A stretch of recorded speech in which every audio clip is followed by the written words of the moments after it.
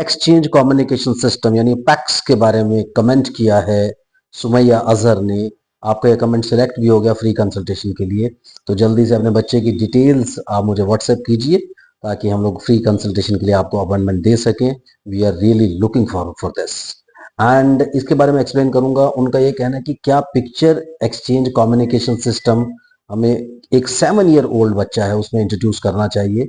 वैसे वो good learner है, तो ऐसा तो नहीं होगा कि वो कहीं बाकी की ज़िंदगी में इसी पर डिपेंडेंट हो जाए और वो इसी के बारे में डिटेल जानना चाहते, तो मैं भी इसी के बारे में डिस्कस करूंगा। आप चैनल को सब्सक्राइब कीजिए, लाइक कीजिए, शेयर कीजिए, पूरी दुनिया में फैला दीजिए। मुझसे कंसल्ट करने के लिए 8168790299 डायल करें, +91 जरूर लगाएं अगर आप इंडिया के बाहर से कॉल कर रहे हैं। यहाँ पर क्या होगा कि अगर आपके कमेंट सिलेक्ट होंगे, जैसे सुमैया का कमेंट सिलेक्ट हुआ, पीछे सजीला का कमेंट सिलेक्ट हुआ था और इस तरीके से कई लोग ऑलरेडी फ्री में कंसल्ट कर चुके हैं। अगर आपका कमेंट सिलेक्ट होता है तो डेफिनेटली आपको फ्री कंसल्टेशन मिलेगा।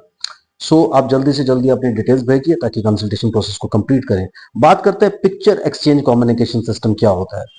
पिक्चर एक्सचेंज कम्युनिकेशन सिस्टम उन लोगों को दिया जाता है, उन बच्चों को दिया जाता है जिनकी अंडरस्टैंडिंग परफेक्टली नॉर्मल होती है। वो सब कुछ समझ सकते हैं लेकिन किसी वजह से वो बोल नहीं सकते, अपने आप को प्रेजेंट नहीं कर सकते, तो उनको पिक्चर्स दी जाती है जिसके बदले में वो दिखाते हैं पानी, जूस, दूध, कोई चीज चाहिए उनको, तो वो इसको पिक्चर्स के जरिए एक्सप्लेन करने की कोशिश करते हैं। अब मैं यहाँ आपसे ना एक बात जरूर डिस्कस करना चाहूंगा, क्योंकि नॉर्मली क्या होता है कि आप एक वर्चुअल ऑटिज्म या ऑटिज्म के केस में पैक्स की बात क्यों करते हैं। यही सबसे बड़ी प्रॉब्लम है कि आपके जो प्रोफेशनल्स हैं कई बार आपको पूरी तरह से नॉलेज नहीं देते। आजकल वीडियोस जो है ना बहुत ज़्यादा लाइक प्रैक्टिकल वीडियोस आ रहे हैं जिसमें आपको एक्टिविटीज़ नहीं बताई जा रही, लेकिन आपको अवेयरनेस इतनी स्ट्रांग दी जा रही है कि आप घर बैठ करके अपने बच्चों को ठीक भी कर सकते हैं और थोड़ा सा गाइडेंस की आपको ज़रूरत पड़ती है। पैक्स के बारे में जिनके बच्चे भी वर्चुअली ऑटिस्टिक हैं या ऑटिज्म की प्रॉब्लम है, एडीएचडी की प्रॉब्लम है, जो नॉन वर्बल एडीएचडीज हैं, उन सब में पैक्स की कोई ज़रूरत नहीं होती। आपको नेचुरल मीन से ट्राई करना चाहिए कि आपका बच्चा 100% नॉर्मल हो जाए और आपको इन सब चीज़ों की इन सब चीज़ों की ज़रूरत ना पड़े, क्योंकि जब इन सब चीज़ों की ज़रूरत आपको पड़ती है तो एक तरह से आपने क्या किया। दो लोग हैं अभी रिसेंटली आपको पता होगा, भारत के क्रिकेटर हैं ऋषभ पंत, उनका बहुत ही बड़ा एक्सीडेंट हुआ था और उस एक्सीडेंट से वो 2 साल के लिए नॉन फंक्शनल हो गए थे। न्यू ईयर की नाइट थी वो और टांगे वांगे सब डैमेज हो गई थी, उनको बहुत सारी प्रॉब्लम्स आ गई थी। उसके बाद अगर हम एक काम करते या वो अपना जो एक डिटर्मिनेशन है उसको इतना लो कर लेते कि वो डिसाइड कर लेते कि मुझे तो अब चलना ही नहीं है, मैं तो अब ग्राउंड में एक्टिव नहीं हो पाऊंगा और मुझे क्रचेस दे दो यानी बैसाखियां दे दो और मैं इन्हीं के सारे चलूंगा।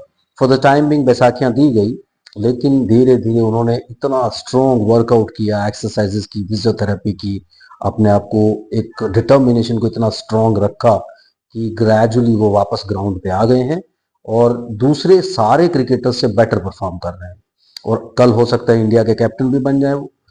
ये डिटर्मिनेशन होती है। इसी तरह से युवराज सिंह का आप एग्जाम्पल लें, उनको कैंसर हुआ था, फाइट बैक, वापस आए और आज की डेट में उनसे बड़ा नाम पूरी दुनिया में शायद है नहीं क्रिकेटर्स की लिस्ट अगर देखें तो जब आप इस तरह की बात करते हैं कि पैक्स दे दें, पैक्स देने से क्या प्रॉब्लम होगा, एक डिटर्मिनेशन इन बच्चों की कम हो जाती है, उन्हें ऑल्टरनेट मीन्स मिल जाते हैं एक्सप्रेशन के या वर्बल एक्सप्रेशन कम्युनिकेशन के।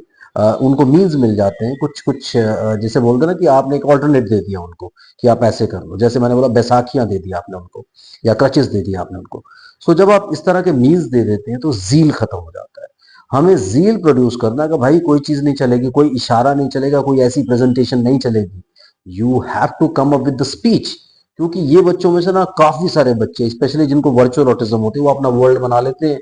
वो कभी पहले कम्युनिकेट करना चाहते थे या कम्युनिकेशन की राह पे चल पड़े थे, फिर उन्होंने सेंसरी डिसकनेक्शन कर लिया और उसके बाद उन्होंने लर्न करना बंद कर दिया। तो ये तो वैसे भी रिलैक्स्ड होते नहीं लगता कि अपने वर्ल्ड में घूमते रहे, उन इमेजिनेशंस को जीते रहे और बात खत्म करें। तो अगर आप इनको इस तरह की कोई भी मीन्स दे देंगे, ऑल्टरनेट मीन्स दे देंगे, तो जब ऑल्टरनेट मीन्स मिल जाएंगे तो इनको लगेगा कि यार जरूरत ही क्या है बोलने की। आपने कहा क्या पियोगे भाई, पानी का फोटो दिखाया, आपने क्या पियोगे भाई, जूस दिखाया, आप क्या खाओगे भाई, इन्होंने उठा करके रोटी दिखा दी। सो ये सारी की सारी चीजें ये इजीली आगे जा करके एक्सप्रेस करने लगेंगे इस तरीके से और कभी भी वर्बल कम्युनिकेशन की तरफ नहीं आएंगे। So picture exchange communication system जो है यूजुअली जो सेरेब्रल पैल्सिड बच्चे होते हैं या जिन बच्चों को सीजर डिसऑर्डर बाद में आता है, उसके बाद वो रिग्रेस कर जाते हैं, फिर बड़े होते हैं, बड़े होने के बाद जब वो पूरी तरह से चीजें समझने लगते हैं लेकिन एक्सप्रेस नहीं कर पाते समहाउ, तो उनको एक्सप्रेशन का ये मीन दिया जाता है। उसके अलावा जितने डेवलपमेंट कोऑर्डिनेशन डिसऑर्डर होते हैं, डीसीडीज होते हैं, apraxia of speech, dyspraxia of speech, उन सारी चीजों में क्या होता है कि बच्चे सब कुछ कर सकते हैं लेकिन अपने न्यूरल सिस्टम को, न्यूरोमस्कुलर सिस्टम को, यानी स्पीच, जो स्पीच न्यूरोलॉजी ऑफ स्पीच अगर आप पढ़ें तो न्यूरोलॉजिकल सिस्टम जो है, जो स्पीच ऑर्गन्स को आता है, नर्व जो स्पीच को आते हैं, उनको कोऑर्डिनेशन एस्टैब्लिश नहीं कर पाते, तो उसकी वजह से वो स्पीच को एस्टैब्लिश नहीं कर पा रहे हैं लेकिन सब कुछ अंडरस्टैंड कर रहे हैं, सब कुछ समझ रहे हैं। उन बच्चों में ये सपोर्ट दी जा सकती है, लेकिन ये सपोर्ट देने के लिए आपको पता होना चाहिए कि सिलेक्टिव आपको कहां पर होना है। अगर आप पूरी तरह से सिलेक्टिव नहीं होंगे, आप सिंपली चीजों को डिसाइड करके देखेंगे, फैक्ट्स यूज करते हैं।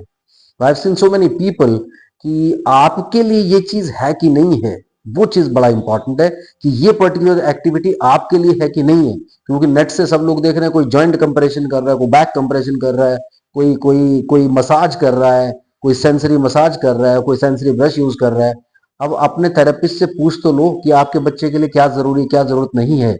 इसलिए पिक्चर एक्सचेंज कम्युनिकेशन सिस्टम जो है, वो स्पेशली डीसीडी वाले जो बच्चे हैं जिनको डेवलपमेंट कोऑर्डिनेशन डिसऑर्डर है, और ये कई बार लाइफ टाइम ठीक नहीं भी होते, कई कुछ कुछ ऐसी चीजें होती हैं, तो उनके लिए आपको इन सब चीजों को यूज करना चाहिए, क्योंकि होप वैसे ही कम होती है। लेकिन जो वर्चुअल ऑटिज्म वाले केसेस हैं या सिंपल ऑटिज्म वाले केसेस हैं, वो तो वैसे ही ठीक हो सकते हैं 100%। वहां आपके एफर्ट्स सबसे ज्यादा जरूरी होते हैं कि कितना स्ट्रांगली आप अपने एफर्ट्स को यूज कर रहे हैं, कितना स्ट्रांगली आपके अंदर वो जील है, कितना स्ट्रांगली आपके बच्चे के अंदर वो जील है कि वो 100% नॉर्मल होना चाहता है। क्योंकि ये बच्चे क्या होता है, यूजुअली सेंसरी डिसकनेक्शन की वजह से, चाहे वो डिसकनेक्शन किसी भी वजह से हुआ है, अपनी लर्निंग प्रोसेस को, अपनी सेल्फ लर्निंग को, अपनी क्यूरियोसिटी को, अपनी ऑब्जर्वेशन को कम कर देते हैं। फिर तो ये यहीं पर ऑब्जर्व करेंगे, इनको लगेगा कि मुझे यही ऑब्जर्व करना है और मुझे ये पिक्चर दिखाना है इस चीज के लिए। So picture exchange communication system आपके वर्चुअली ऑटिस्टिक बच्चे के लिए नहीं है। ये किन किन बच्चों के लिए वैलिड है, ये सारी चीजें मैंने आपको इसमें एक्सप्लेन करी। इसलिए आप जब भी किसी थेरेपिस्ट से कोई सलाह लेते हैं, कोई वर्ड सुनते हैं, कुछ भी होता है, तो आप ये देखें कि उस वर्ड की आपकी जिंदगी में, आपके बच्चे की जिंदगी में कितनी रेलेवेंस है, क्या आपको वो यूज करना चाहिए या यूज नहीं करना चाहिए। क्योंकि ये सारी की सारी चीजें जो है ना, अब आजकल इतने सारे बड़े बड़े वर्ड्स, मोटे मोटे वर्ड्स, भारी भरकम वर्ड्स और बड़े कॉम्प्लिकेटेड से वर्ड स्पेशलिस्ट आपके सामने यूज करते हैं just to display their knowledge, लेकिन उनमें से क्या चीज आपके बच्चे के लिए जरूरी है, वो अंडरस्टैंड करना बहुत जरूरी है। अगर आप वो अंडरस्टैंड कर गए, उसको आपने देख लिया, तो आप कहीं भी मूव करेंगे। So PECS is not for simple autistic child. Bye bye.